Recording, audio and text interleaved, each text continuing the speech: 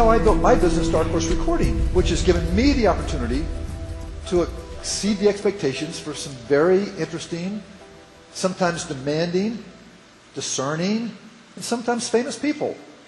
It was April of 1997 when I got a call from Faith Hill and her producer, Scott Hendricks, and they were announcing that they had chosen my studio, Dark Horse Recording, for their next album. Well, as you can imagine, I was thrilled, especially back then, because back then, Dark Horse Recording was little more than this home studio attached to my log house on this little rundown farm I had just managed to buy, a far cry from the 18 staff and interns that it's now become that operates 24 hours a day. And I'd be willing to bet that if Faith was coming to your house every day for 5 weeks, you'd be inspired to keep her happy. And for good reason. Faith will tell you that a lot more goes into making a hit record than meets the eye. For instance, for every day that she would sing vocals, her producer, Scott Hendricks, would spend yet another day editing those very best vocal performances together. And this is how hit records are made, and that's why at the end they get this extraordinary vocal performance on tape, or on hard drive as it is. And it was on one of those days that Scott was by himself editing those vocals together that I decided to pick Scott one of my, what I like to call almost famous deli sandwiches.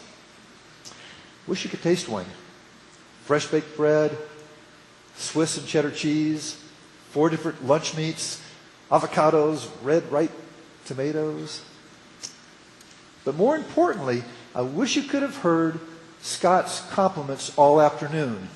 And here's what was interesting to me. I thought, you know, this guy has been here a week now, and he hasn't said one thing about my studio, whether he likes the way it sounds, the way it feels, the way it's laid out, anything. But he couldn't stop talking about the sandwich. So I realized I had struck a chord, musically speaking. And so that night I stocked the studio refrigerator with all the ingredients you could possibly want to fix the ultimate deli sandwich. And every day for the next 4 weeks, I would fix them for Faith and Scott, and we would all eat together in this little shaded picnic area right outside the studio. Well, as we were coming into that last week, they came to me and they said, Robin, we're running behind schedule. And we were wondering if you have 2 more weeks of studio time available for us. And this is the truth. You can just ask Faith. She'll tell you, I must have had a lot of nerve, but this is what I said.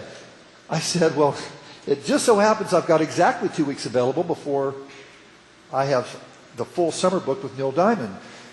And I've decided to raise my rates by $75 a day. And I know it's the middle of your stay here, but nonetheless, would you have any problem with that rate increase midstream? And there was just this awkward silence in the air for a second, and before Scott even had a chance to reply, Faith chimed in and said, I don't have a problem with that, Robin. I mean, the sandwiches alone are worth it. And right then and there, I realized 2 things that would shape the future of Dark Horse Recording. Number 1, and I think there's a parallel here. Even though up to that point, I was thinking I was in the business of high-tech recording equipment, you know, acoustically correct environments and properly calibrated flying fader systems and quiet grounding systems and so on. But in reality, I'm really in the business of serving people. Would you agree that's the same in your industry?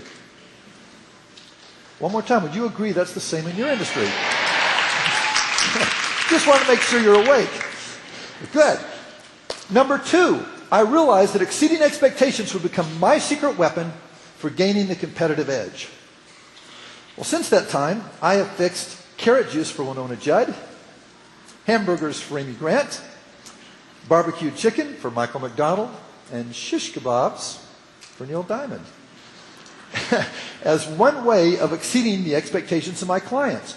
In fact, Tim McGraw, just a few months ago, was out at our studio, and he sequestered the entire place, all 4 studios, all our apartments, the home, everything that we had. He sequestered the whole thing because he wanted the place to himself for 6 weeks. And the first night that he was there, I have a big bonfire pit out back, and we had a huge bonfire. And let me tell you, if you ever meet Tim, this guy's a pyromaniac. he must have stacked 50 logs. He just wanted that flame as high as it would go. But as we stood out there talking, I realized that this guy is a major sports enthusiast.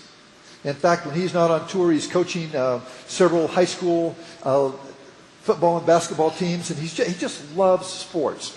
So on Monday nights for the next month, we would set up a big projection screen out in the back lawn where this bonfire pit is, and we got the projector from our media room and put it on scaffolding, put a PA system up, and we got all the connections hooked up, and we would watch in high definition on a 14-foot screen Monday Night Football while he sat around a bonfire. And yeah, it's a rough life being Tim McGraw. But I'll tell you something. A year from now, that will be the more powerful memory that he holds about Dark Horse Recording. He's not going to remember the gear. He's going to remember sitting at that bonfire, taking a little time off with his crew and his band to watch those football games. So let's think of a couple of things you can do to make business a little bit more fun. The next time you're out and about, even when you leave this event today and you go back into the hotel, or you're at a store or a theater or a mall, look around and ask yourself, what are some of the things that establishment is doing to ensure that people continue to return?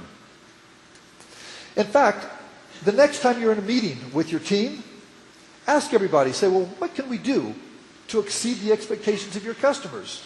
Popcorn machine?